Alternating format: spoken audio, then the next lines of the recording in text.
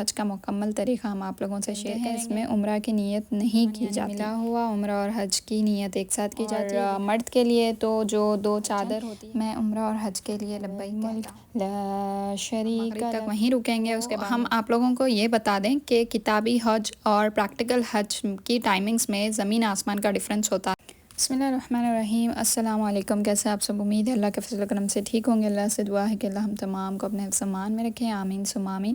تو آپ نے ویڈیو کا ٹائٹل پڑھ ہی لیا ہے کہ حج کا مکمل طریقہ ہم آپ لوگوں سے شیئر کریں گے۔ اگر ویڈیو لمبی ہو گئی تو پارٹس بنا کر آپ سے شیئر کریں گے، پارٹ 1 پارٹ 2 اس طرح، اور آپ کو مکمل طریقہ انشاءاللہ نبی صلی اللہ علیہ وسلم کی سنت کے مطابق احادیث کے ساتھ اور دعاؤں کے ساتھ۔ آپ لوگوں میں سے کسی نے پوچھا ہے کہ کیا دعائیں پڑھنی ہیں، کیا دعائیں کرنی ہیں، تو انشاءاللہ وہ تمام چیزیں ہم کور کرنے کی کوشش کریں گے۔ ویڈیو کافی زیادہ لمبی ہو جائے گی انشاءاللہ، تو پارٹس میں ہی اپلوڈ کریں گے۔ تو چلیے ویڈیو شروع کرتے ہیں۔ آپ سب جانتے ہیں حج اسلام کا 5واں رکن ہے، اور نبی صلی اللہ علیہ وسلم نے ہمیں بتایا کہ حج کس طرح کرنا ہے اور اس کا طریقہ کیا ہے، اور ہم انشاءاللہ آپ لوگوں سے طریقہ اور احادیث کے ساتھ شیئر کرنے کی کوشش کریں گے۔ ویڈیو اسکپ نہ کریں، سمجھنا ہے تو اینڈ تک ضرور دیکھیں۔ تو سب سے پہلے یہ جان لیں کہ حج کی جو ہے وہ 3 قسمیں ہیں، یعنی 3 ٹائپس آف حج۔ تو حج کی پہلی قسم جیسا کہ آپ ویڈیو میں دیکھ سکتے ہیں حج افراد ہے، دوسرا حج قران ہے، اور تیسرا ہے حج تمتع۔ اب ان تینوں میں کیا فرق ہے، چلیے ہم آپ لوگوں سے ڈیٹیل شیئر کرتے ہیں۔ سب سے پہلے حج افراد، یعنی اس میں حجاج جو ہے صرف نیت کرتے ہیں حج کی اور احرام پہنتے ہیں، اس میں عمرہ کی نیت نہیں کی جاتی۔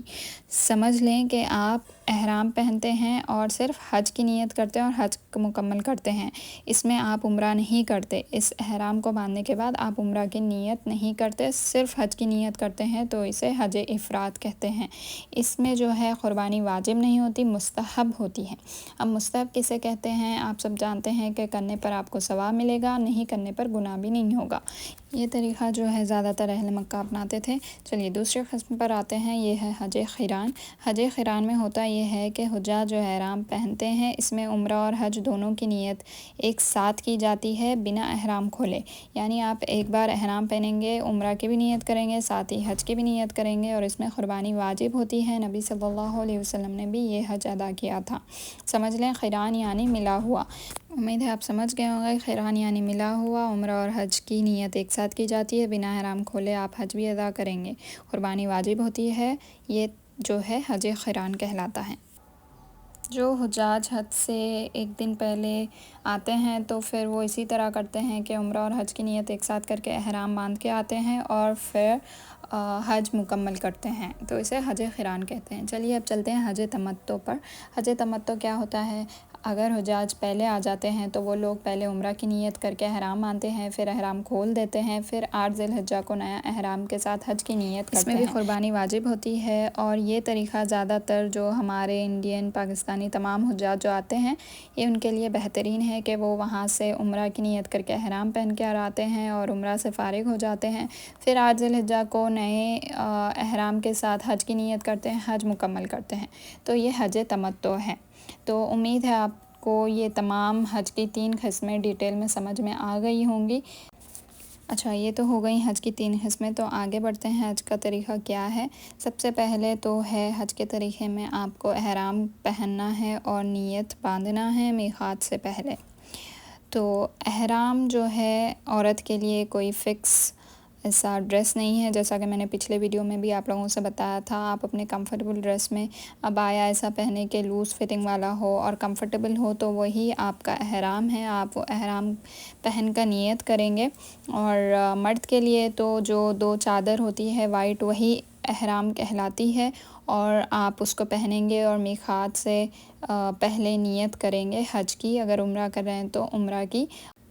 رہی نیت کی بات، تو دل کے ارادے کا نام ہی نیت ہے، اگر آپ زبان سے الفاظ کی ادائیگی کر لیں گے، نیت کر لیں گے تو یہ زیادہ افضل ہے۔ تو اس کی دعا بھی ہم آپ لوگوں سے شیئر کرتے چلیں کہ آپ یہ پڑھیں گے، اللہم انی ارید الحج فیسرہ لی فتقبلہ منی۔ اے اللہ، میں حج کا ارادہ کرتا ہوں یا کرتی ہوں، اسے میرے لیے آسان فرما اور اسے قبول فرما، آمین۔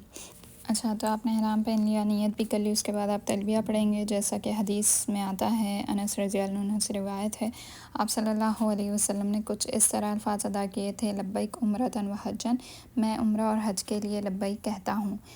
اور آپ سب جانتے ہیں کہ تلبیہ کیا ہے، جیسا کہ آپ صلی اللہ علیہ وسلم نے اس طرح تلبیہ ادا کیا: لبیک اللہم لبیک، لبیک لا شریک لک لبیک، ان الحمد والنعمت لک والملک لا شریک لک۔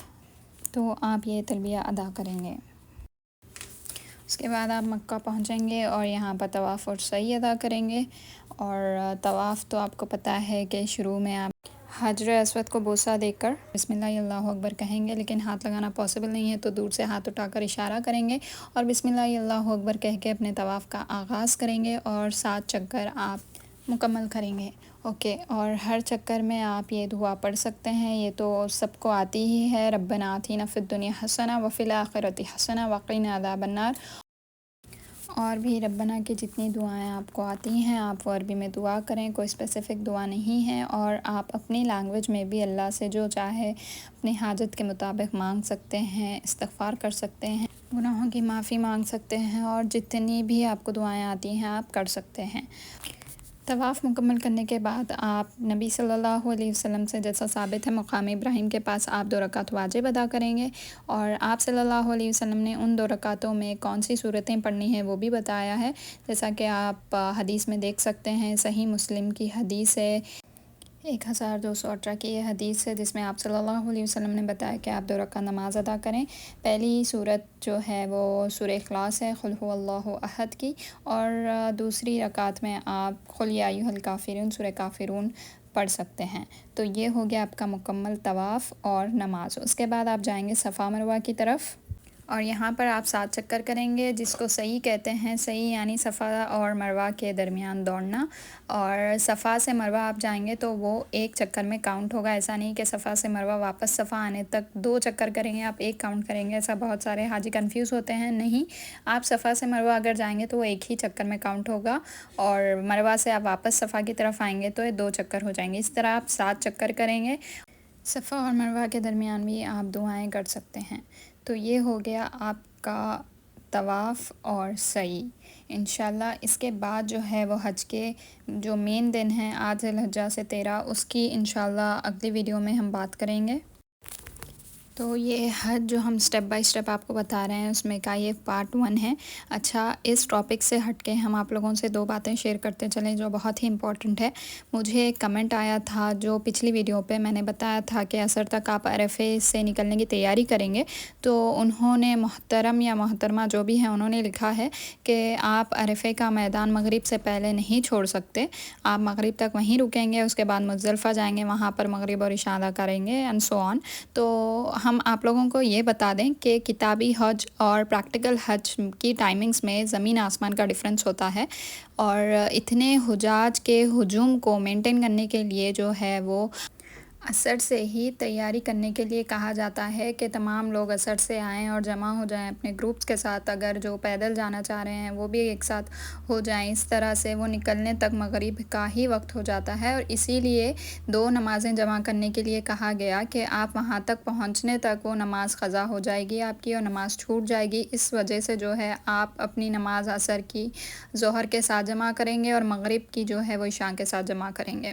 تو اس طرح سے جو ہے آپ ٹائمنگز اوپر نیچے ہوتی ہیں، ایسا نہیں کہ آپ بیٹھے رہیں مغرب تک عرفے میں ہی، پھر اگر پورا ہجوم ایک ساتھ حجاج کا مزدلفہ کی طرف نکلے گا تو پھر وہ پورا ہجوم اور بسس یہ تمام ایک ساتھ نکل جائیں گے حاجیوں کی، تو پھر دوسرے دن بھی آپ جو ہے مزدلفہ نہیں پہنچیں گے۔ تو ایسا ہے کہ ٹائمنگز اوپر نیچے ہوتی ہیں، کتابی حج اور پریکٹیکل حج میں بہت فرق ہے، اور یہ میرا خود کا بھی ایکسپیرینس الحمدللہ، میں نے 2 حج کیے ہیں۔ ایک حج میں جو ہے ہم لوگوں نے بائی واک ہم لوگ گئے تھے مینا سے جمرات کی طرف، وہ زیادہ بیٹر دکھا مجھے، بس کے مقابلے میں۔ وہ اس لیے کیونکہ جب ہم لوگ مزدلفہ سے جمرات کی طرف نکلے تو ایک ہی جگہ پر ہماری بس اسٹک ہو گئی تھی ٹریفک میں تقریباً 4 گھنٹے کے لیے، آپ سوچیں۔ اس سے مجھے فیل ہو رہا تھا کہ اتنی دیر میں ہم لوگ جمرات پہنچ گئے تھے۔ تو آپ جو ہے یہ سمجھ لیں کہ یہاں پر تمام حجاج جو ہے وہ ایک ہی چیز کے لیے اگر نکلیں گے تمام کے تمام، تو اس میں جو ہے ٹریفک میں کچھ اٹک جائیں گے اور چلنے کا کراؤڈ اتنا ہو جائے گا۔ اسی کو مینٹین کرنے کے لیے ٹائمنگ اوپر نیچے ہوتی ہے، باقی جو ہے نیتوں کو تو اللہ دیکھنے ہی والا ہے۔ آپ اپنی نیت اور دعا کرتے رہیں، اور حج جو ہے اللہ سے دعا کریں کہ آسانی سے گزر جائے۔ اور جتنی بھی میری ویڈیوز ہیں ہم تمام اسٹڈی کر کے ہی، احادیث کے ریفرنس سے ہی آپ لوگ